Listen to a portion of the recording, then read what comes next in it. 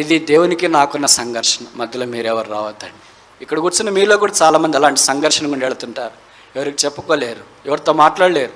ఎవరితో చెప్పినా ఒకళ్ళు భర్త భార్య ఇరుగు పొరుగు వారితో చెప్పినా నీ సావు నువ్వు సావు నాకెందుకు చెప్తావు ఆయన వాళ్ళు చాలామందికి ఉండవచ్చు. అలాంటి సంఘర్షణ గుండి వెళుతున్నావా? నీకు ఆధారమైన దేవుడు నేను విడిచిపెట్టాడు. ఇశ్రాయేలుకు ఆధారమైన వాడు నరుడు కాడు, అబద్ధమాడు, పశ్చాత్తాపాడు. యెహోవా కనుదృష్టి యథార్థవంతులు బలపరచుట కొరకై లోకమందంతటా సంచారం చేస్తుంది. అమ్మాయి రాయనని చెప్పింది, వాళ్ళు రాయాలని చెప్పారు. తర్వాత పాస్ కావాల్సిందే, నేను టాపర్ కావాల్సిందే, దేవునికి మహిమ రావాల్సిందే, కానీ నేను రాయను. ఇది ఎలాగూ రాస్తేనే కదా పాస్ అయితే రాయ్, నేను రాయను. మూర్ఖంగా వాదిస్తున్నావా? కాదు.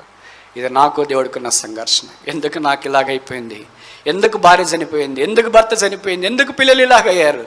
ఎందుకు ఈ అనారోగ్యం? ఎందుకు ఈ పేదరికం? ఎందుకు ఈ కన్నీరు? ఎందుకు ఈ రోగం? ఎందుకు ఈ అక్రందన? ఎందుకు ఈ ఓటమి? ఎందుకు ఈ పతనం? ఎందుకు ఈ శాపం?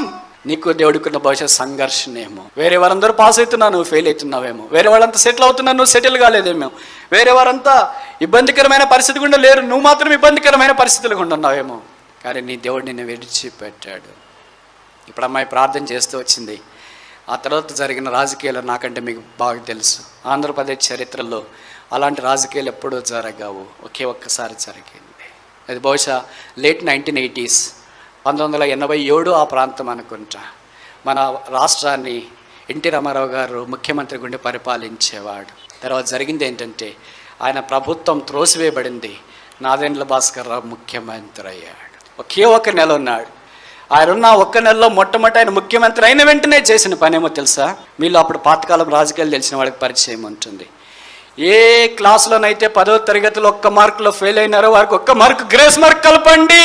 దాన్ని మొట్టమొదటి ఆ ఫైల్ మీద సంతకం చేశాడు. అంతే, 1 మార్కులో ఫెయిల్ అయిన వారికి అంతా రాష్ట్రం అంతటా గ్రేస్ మార్క్ కలిపినారు. రిజల్ట్స్ వచ్చినాయి. అమ్మాయి కళ్ళు చెమగిల్లాయి, కాలేజ్ అంతా వణుకు పుట్టింది. చెప్పిన విశ్వాసం అంతా ఏం మాట్లాడాలో తోచలేదు. ఇప్పుడు ప్రిన్సిపాల్ దగ్గరికి వెళ్ళింది అమ్మాయి. ప్రిన్సిపాల్ కళ్ళ నీళ్ళు పెట్టుకున్నాడు. నీ దేవుడు గొప్పవాడు. నీ సంఘర్షణలో దేవుడు తప్పిపోలేదు. దేవుడి సన్నిధిలో ప్రార్థన చేసినప్పుడు 15 ఏళ్ళ అమ్మాయిని పాస్ చేయడానికి దేవుడు ప్రభుత్వాన్ని తలకిందలా చేశాడు.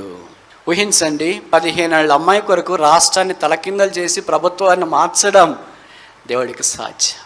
నీ కష్టాలు, నీ శ్రమలు, నీ ఇబ్బందులు గుండా వెళుతున్నప్పుడు నీ పరిస్థితులన్నీ ఆయన తలకిందలు చేయగలడు. ఎవరు ఊహించినారు ఎన్టీ రామారావు తోసిపోయి పడతాడని? ఎవరు ఊహించినారు నాదెండ్ల భాస్కర్ రావు తిరిగి ముఖ్యమంత్రి అవుతాడని? ఎవరు ఊహించినారు ముఖ్యమంత్రి అయిన వెంటనే మొట్టమొదట 1 మార్క్ కలపాలని ప్రవేశపెడతాడని? ఆ గ్రేస్ మార్క్ దేవుడు తన పక్షాన్ని ఎంతైనా కార్యం చేయటాడని తనకు రుజువు. ప్రిన్సిపాల్ దగ్గరికి వెళ్తే ప్రిన్సిపాల్ ఏం మాట్లాడుకో, ఈ మాట మాత్రమే మాట్లాడాను. God is great. నీ దేవుడు గొప్పవాడు, నేనేం మాట్లాడలేను.